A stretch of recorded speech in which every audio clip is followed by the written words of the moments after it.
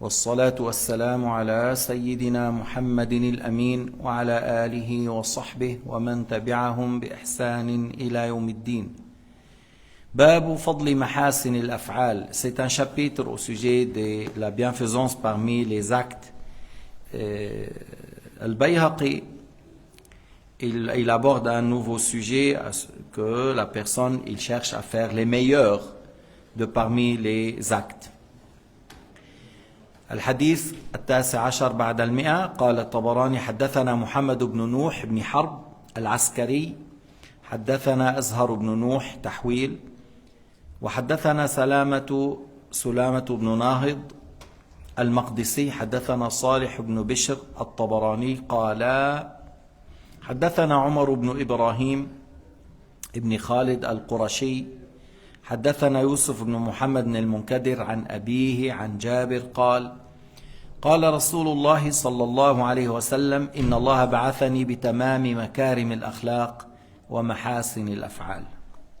يعني أن الله سبحانه وتعالى أيد النبي عليه الصلاة والسلام بمكارم الأخلاق، أي يأتي بأحلاها وأعلاها من الأخلاق، اللي هي منها الكرم ومنها العفو عند المقدرة ومنها الصبر على الأذى ومنها بذل المعروف والإحسان لمن يسيء إليك. هذا من مكارم الأخلاق والنبينا كان على ذلك. Tabarani a rapporté par une chaîne de transmission jusqu'au Jabir que Al-Rasoul alayhi salatu wassalam a dit: Allah Ta'ala m'a envoyé pour continuer et compléter les meilleurs de parmi les comportements et les meilleurs parmi les actes.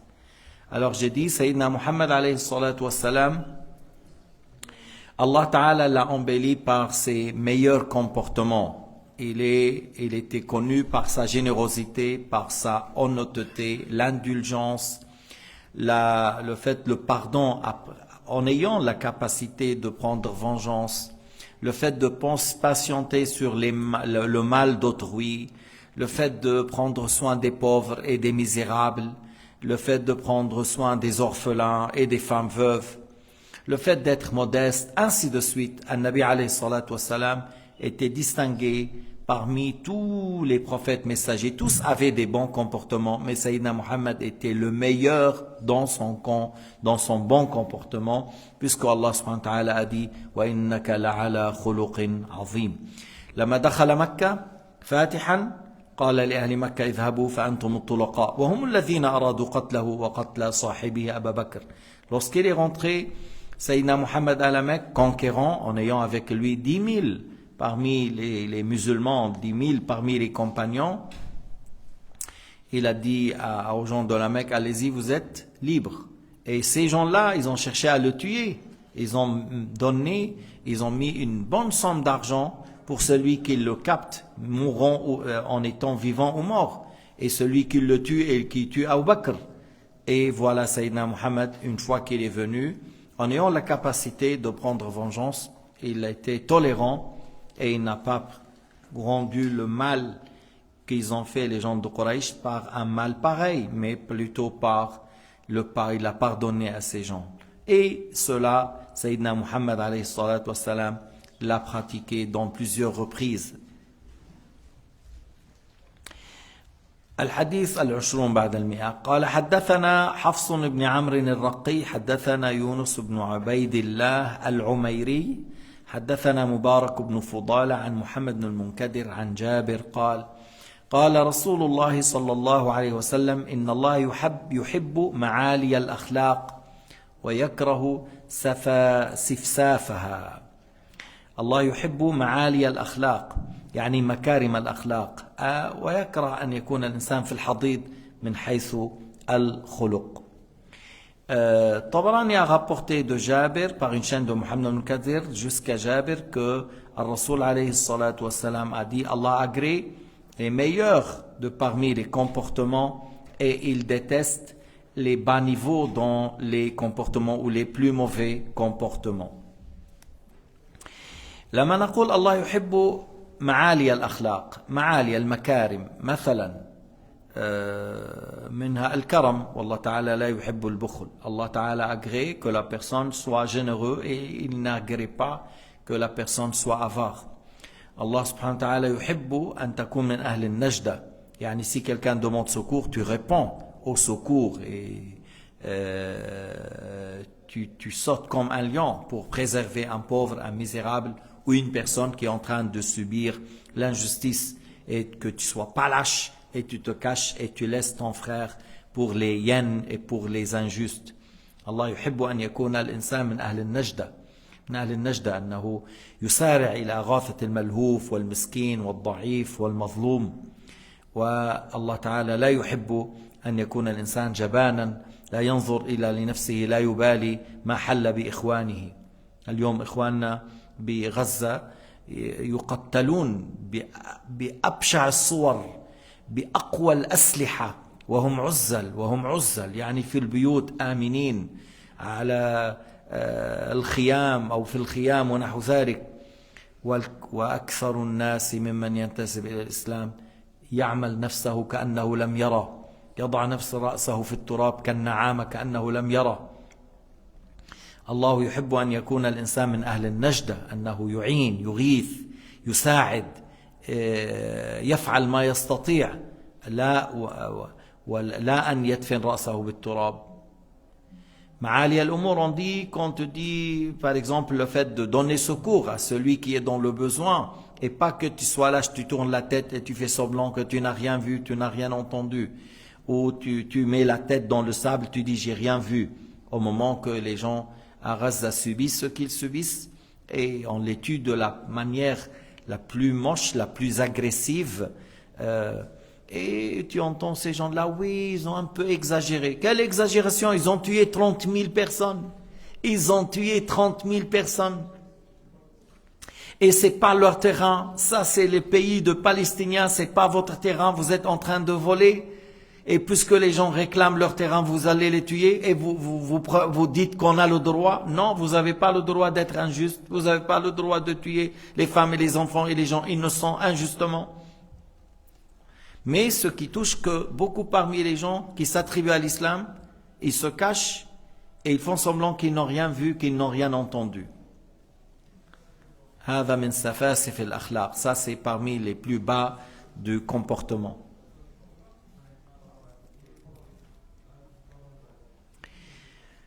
ومنها من الشجاعة ويقابله الجبن, le fait tu sois courageux, et le contraire c'est la lâcheté. Parmi ça, le fait que tu sois au besoin de tes frères, de tes proches de parmi l'arham, تكون معهم في المصائب في البلايا, à côté d'eux, des épreuves, des problèmes.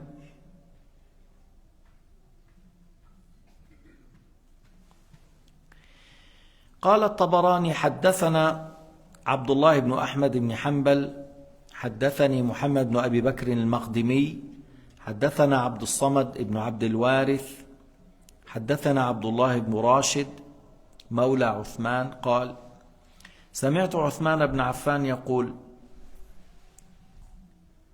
قال رسول الله صلى الله عليه وسلم إن لله عز وجل 100 خلق و17 خلقا لا يوافي أحد منها بخلق إلا دخل الجنة. هلا هذا أن يقال لله خلق هذا ضعيف لا يصح أن يقال, لكن بعضهم بيقولوا إن لله تعالى إيش صفات, لكن هو طبراني ذكر هذا في باب محاسن الأعمال, ولكن مثل هذا لا يصح. Dans le hadith, le fait que de dire Allah a, au lieu de dire, bien sûr il voulait dire là pour Allah subhanahu wa ta'ala à 117 il voulait dire attribut, mais il a utilisé le mot khuluq, et ça on n'utilise pas pour Allah le créateur, on utilise pour les créatures, et le hadith est faible. Et que celui qui vient avec un attribut de parmi ces attributs, c'est-à-dire quelque chose qui est pareil, alors il rentre au paradis. Mais le hadith est faible. قال حدثنا محمد بن نضر الأزدي حدثنا الوليد بن شجاع حدثنا أبي حدثنا عبد الرحمن ابن زياد بن أنعم عن عبد الله بن راشد أنه سمع أبا سعيد الخدري يقول قال رسول الله صلى الله عليه وسلم إن بين يدي الرحمن لوحا فيه 315 شريعة فيقول الله عز وجل لا يجيء عبد بواحدة منها لا يشرك بي شيئا إلا أدخلته الجنة. كذلك هذا حديث ضعيف. Alors par une chaîne, Tabarani a rapporté jusqu'à Abu Saïd al-Khudri que le Rasoul alayhi salatu wassalam a dit que Bayna yaday ar-Rahman lawhan, c'est pour dire que à la place honorée par Allah subhanahu wa ta'ala, il y a un tableau dans lequel c'est écrit 315 lois, sharia, c'est-à-dire choses parmi les bonnes choses. Et Allah Ta'ala dit que celui qui vient avec une de ces parmi ces choses-là, sans avoir le shirk, il rentre au paradis. Le hadith est faible. قال الطبراني حدثنا بكر بن مقبل البصري حدثنا أبو حفص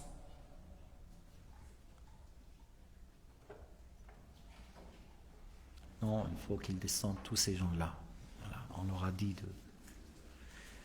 حدثنا بكر بن مقبل البصري حدثنا أبو حفص عمرو بن علي حدثنا المنهال بن بحر العقيلي حدثنا حماد بن سلمة عن أبي سنان عن المغيرة بن عبد الرحمن بن عبيد وكان لعبيد صحبة حدثني أبي عن جدي قال قال رسول الله صلى الله عليه وسلم الإيمان 333 شريعة من وافى بشريعة منها دخل الجنة.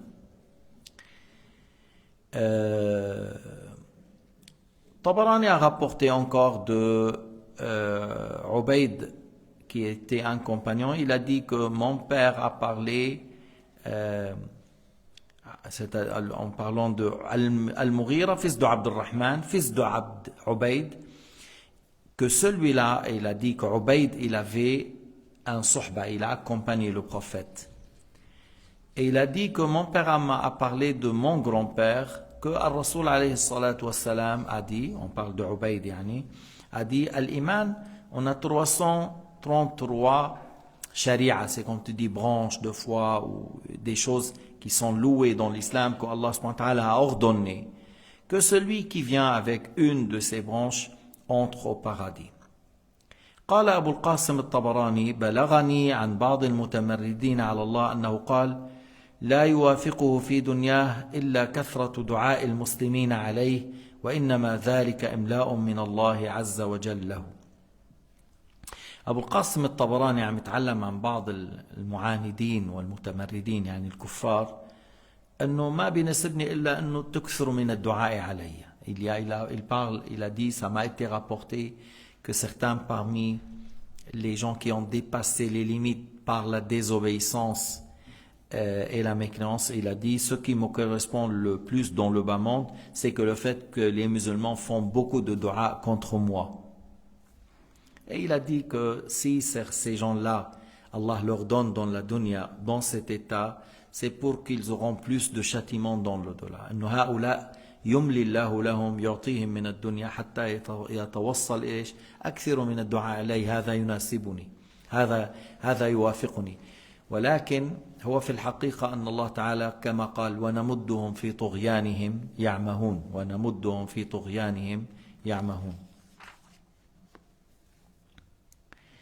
باب في من ظلم رجلا مسلما. Alors c'est un chapitre au sujet de celui qui a commis une injustice envers un musulman.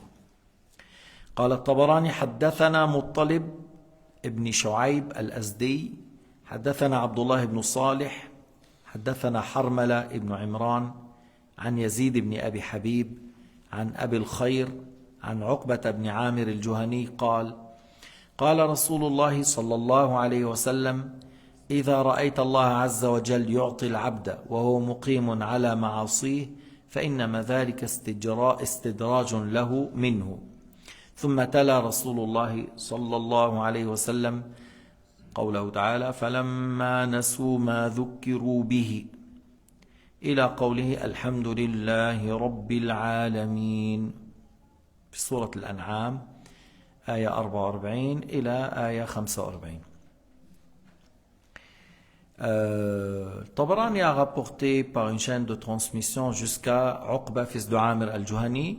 Il a dit que le Rasoul alayhi salatu wassalam a dit, si tu as vu qu'Allah Ta'ala a donné à certains esclaves et que dans la dunya, il leur a donné certains moyens, certains bonheur, rizq, vie, longue vie, bonne santé, assez d'enfants. Dans la dunya, il lui a donné. Et que tu le vois, lui, il insiste sur la désobéissance. Il continue à dans la... Sache que c'est ce qu'on dit istidraj, c'est-à-dire, c'est pas parce que Allah l'agrée, mais plutôt, c'est comme une... c'est quelque chose qui va le ramener à un très dur châtiment par la suite. C'est pas que Allah Ta'ala a voulu pour lui le bien, mais plutôt parce que c'est quelqu'un qui mérite d'être puni et châtié, et par la suite, il lui donne, et il aura assez de péchés, et il n'a pas remercié Dieu, et il sera dans le feu de l'enfer. En arabe, on dit istidraj. Puis il a cité dans Surat Al-An'am, ayah 44, فَلَمَّا نَسُوا مَا ذُكِّرُوا بِهِ إلى قوله الحمد لله رب العالمين.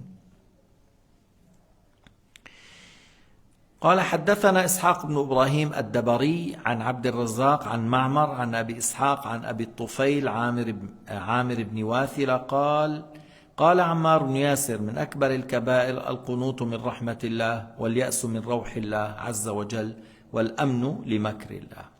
هذا من أكبر الكبائر إذا كان في حق نفسه، يقول مثلا الله لن يرحمني بل سيعذبني وسأدخل النار ولن تصيبني رحمته سأعذب، هذا قنوط من رحمة الله، فهذا من أكبر الكبائر. واليأس من روح الله قريب منه، القنوط من رحمة الله واليأس من روح الله قريب منه، يعني يقول لن تصيبني رحمته. هلا والأمن من مكر الله اللي هو الاسترسال في المعاصي اتكالا على رحمته، فيقول أن الله لن يعذبني سيرحمني، أنا سيغفر لي، سيدخلني الجنة ويدخل في المعاصي. فإن كان اعتقد هذا في حق نفسه فهو من الكبائر إن قال هذا في حق نفسه. أما إن عمم فقال لا يغفر الله لأحد من المسلمين العصاة فهو كفر. وهكذا فسر القنوط من رحمة الله واليأس من روح الله أبو حنيفة. وأن يقول إن الله تعالى لن يغفر لأحد من المسلمين ذنوبه، كل من أذنب لا بد أن يعذب ولا يغفر لأحد، كذلك أبو حنيفة قال هذا كفر، لأن النصوص من القرآن تبين عكس ذلك. Tabarani a rapporté de Amir, fils de Wathila, que Sayyidina Ammar ibn Yasir a dit parmi les grands péchés le fait d'être désespéré de la clémence de Dieu. Al-Yas min rawhillah, c'est ça, d'être désespéré de sa clémence, et le fait de se dire que je serai épargné de son châtiment, malgré qu'il est dans le haram et les péchés. Alors l'imam Shafi'i a expliqué que si la personne parle de lui-même, qu'il dit, moi, je ne serai pas pardonné, j'aurai un très dur châtiment, parce que j'ai fait, alors je n'aurai pas le pardon de Dieu, je serai puni, je serai châtié. Alors ça c'est un grand péché. De quel droit tu dis cela? Allah Ta'ala pardonne à qui il veut. Pourquoi tu dis non, j'aurai pas la clémence, je serai châtié, je vais être dans l'enfer, j'aurai pas le pardon de Dieu? Tu n'as pas le droit de dire ainsi. Et si la personne voilà. Alors Abu Hanifa, il a généralisé. Il a dit, le fait de dire pour tous les musulmans, il dit Allah ne pardonne à personne, Allah Ta'ala ne pardonne à personne, il va les châtier tous. Il n'y aura pas quelqu'un qui sera épargné de son châtiment, et il n'y aura personne qui aura un pardon pour ses péchés, et ils seront tous dans l'enfer, les musulmans qui ont fait les péchés. Alors là, c'est de la mécréance. Ce qu'il a dit Abu Hanifa est juste. Si la personne généralise pour toute la communauté en disant Allah ne pardonne à personne parmi les musulmans désobéissants, alors il a mécru. Maintenant, parlons de celui qui dit je serai épargné de son châtiment. Al-amnu min makrillah. Al-amnu min makrillah, le fait de dire je serai épargné de châtiment. Malgré que lui, il est dans les grands péchés, dans le haram, tout ça, il rentre dans des grands péchés et il dit je serai épargné, je vais aller au paradis. Dieu me châtiera pas, j'aurai pas le châtiment moi. Parlant de lui-même, de cette manière-là, c'est un grand péché, et grave comme péché. Tu es en train de faire des grands péchés. Comment tu dis je serai épargné ou je vais aller au paradis, j'aurai pas je vais pas aller à l'enfer. Tu n'as pas le droit de dire cela. Et surtout que si la personne dit si je continue à être pieux, je meurs dans un bon état, je serai épargné. Oui, ça c'est dans le cas où, c'est comme il a conditionné. Si je meurs en bon état, en faisant toutes les obligations, en délaissant tout le haram, je vais aller au paradis sans châtiment parce qu'Allah a promis à ceux qui ont agi dans le bien d'aller au paradis qui est la bienfaisance. Mais lui, il est dans le haram, il dit malgré ça, je vais aller au paradis, je ne serai pas châtié. Alors ça, c'est un grand péché.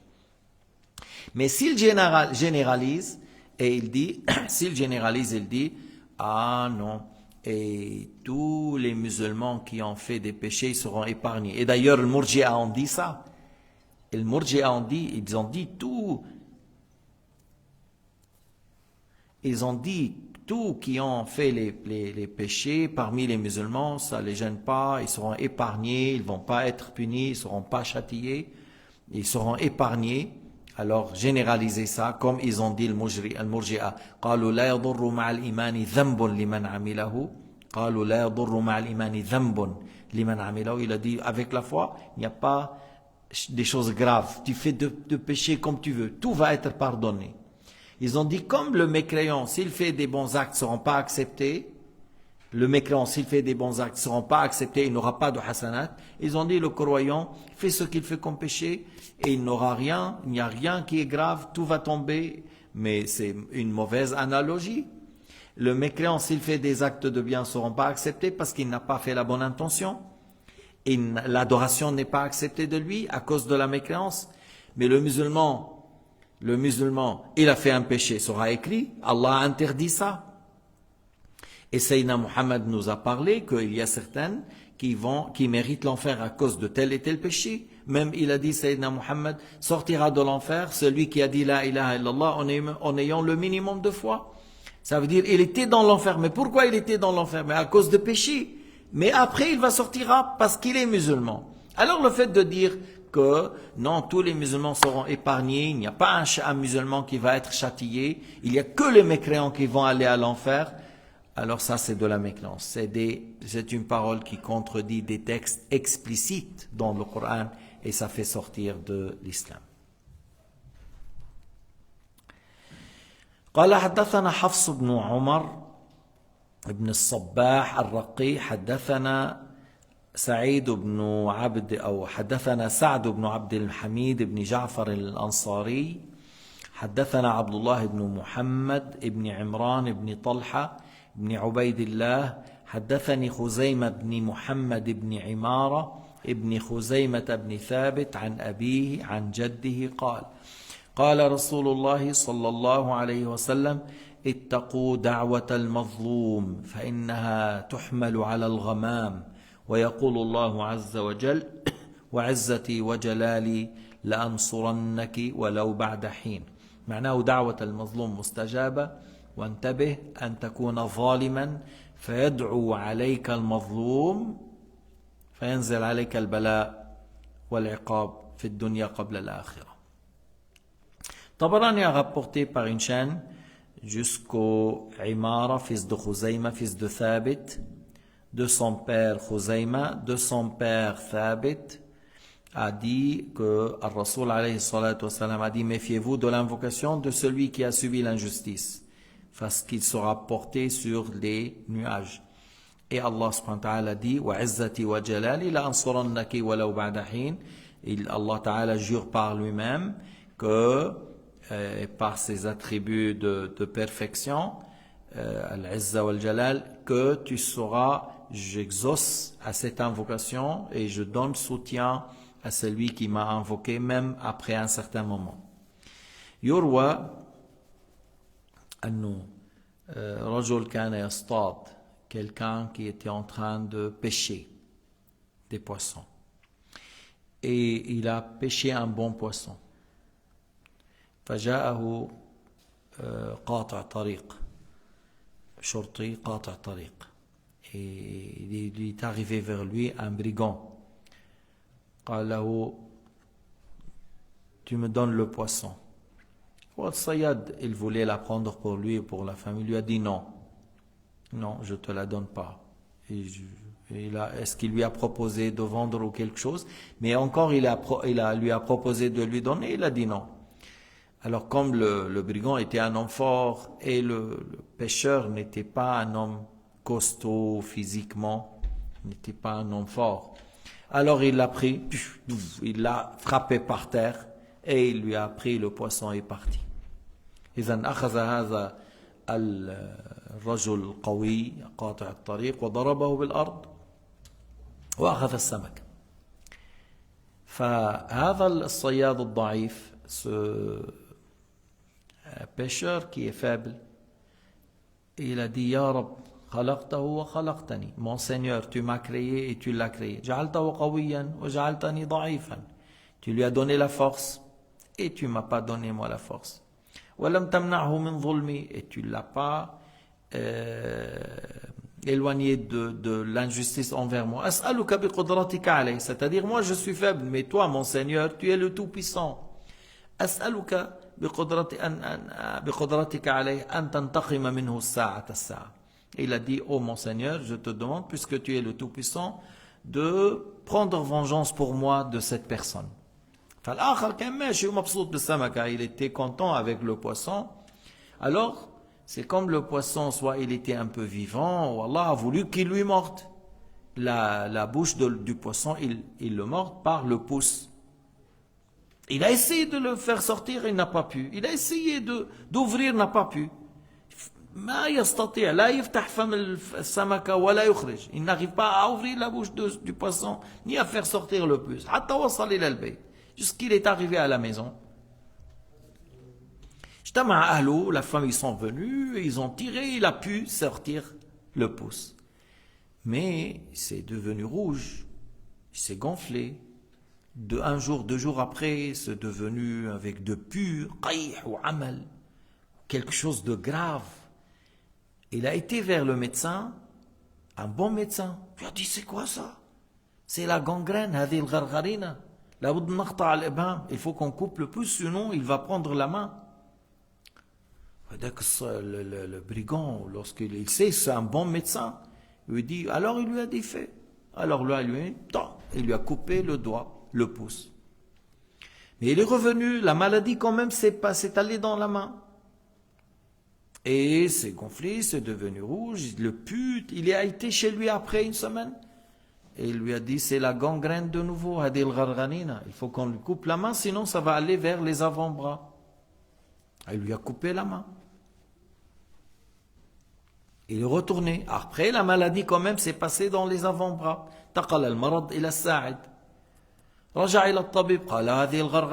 C'est la gangrène, il faut qu'on coupe les avant-bras, sinon on va aller vers les bras. Et il lui a coupé encore les avant-bras.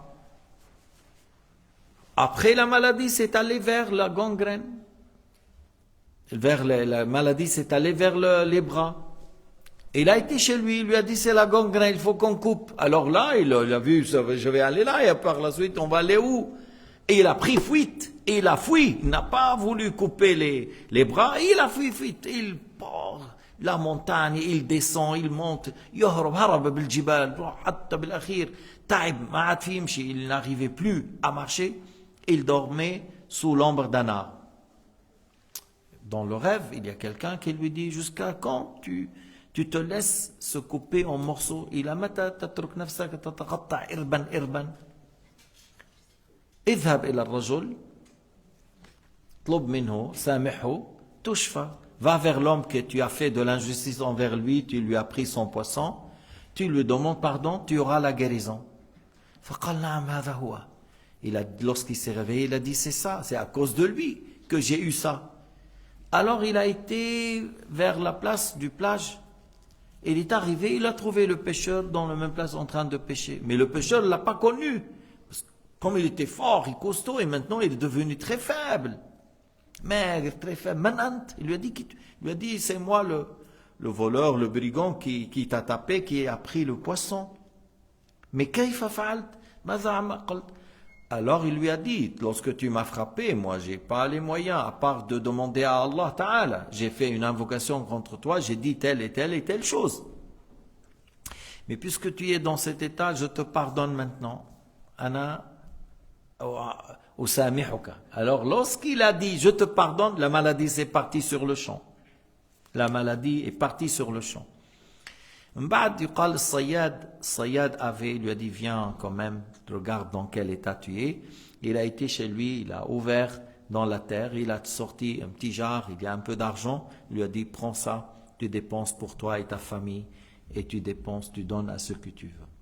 الحاصل انه الانسان ينتبه المظلوم دعوته مستجابة أهل غزة مظلومون الشعب الفلسطيني مظلوم والذي يظلمه الصهاينة ومن وراء ظلم الصهاينة بالمال والسلاح وكذا الأمريكان ونحن العرب والمسلمون مقصرون معهم فيا ويلنا لأن هؤلاء يدعون الله وهم مظلومون ودعوة المظلوم مستجابة قال تعالى ولو بعد حين.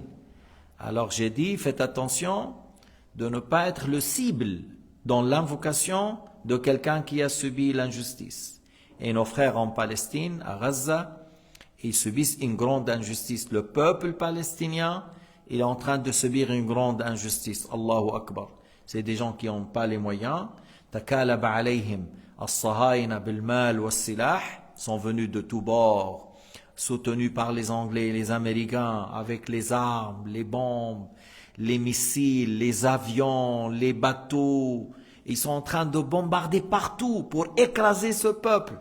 Et ils sont en train de toujours continuer, ils continuent à voler dans la bande de Gaza les terrains et ramener les voleurs et les brigands de tous bords pour prendre. C'est des peuples qui subissent une grande injustice. Et c'est des gens qui croient en Dieu. Et ils font des invocations. Ils font des invocations. Et leur invocation va être exaucée, même après un petit moment. Alors nous demandons à Allah Ta'ala qu'il nous préserve, parce que si on a pu faire quelque chose et on n'a pas fait, c'est grave. إن قدرنا نعمل شيء ولم نعمل شيء صعب. شيء صعب إنه الآن ما في صار عندهم أمراض, parce que vous savez ils vivent où? La plupart dans des écoles, dans des hôpitaux, à côté là et là, pour un peu fuir des bombes. Et ils bombardent même autour d'eux ou à côté d'eux. Et à cause de ça, il y a des maladies maintenant, ils disent contingentes, qui se propagent entre eux. Et les gens qui s'éloignent de ça, ils se trouvent qu'ils n'ont pas de quoi boire. Ils attendent peut-être la pluie pour prendre de la toiture ou par une bouteille de boire. Et pour manger, peut-être ils mangent une fois ou quelque chose par semaine. Et voilà, la Jordanie, il est à côté, l'Égypte, il est à côté, la mer, tous les pays arabes, il est là, à côté. Et ces gens-là, ils meurent du faim. Nas'alullah as-salama. Nas'alullah as-salama wal-afwa wal-afia. Wa husna al-khitam walhamdulillahi rabbil alamin. Wa sallallahu ala sayyidina Muhammad wa ala alihi wa sahbihi wa sallam.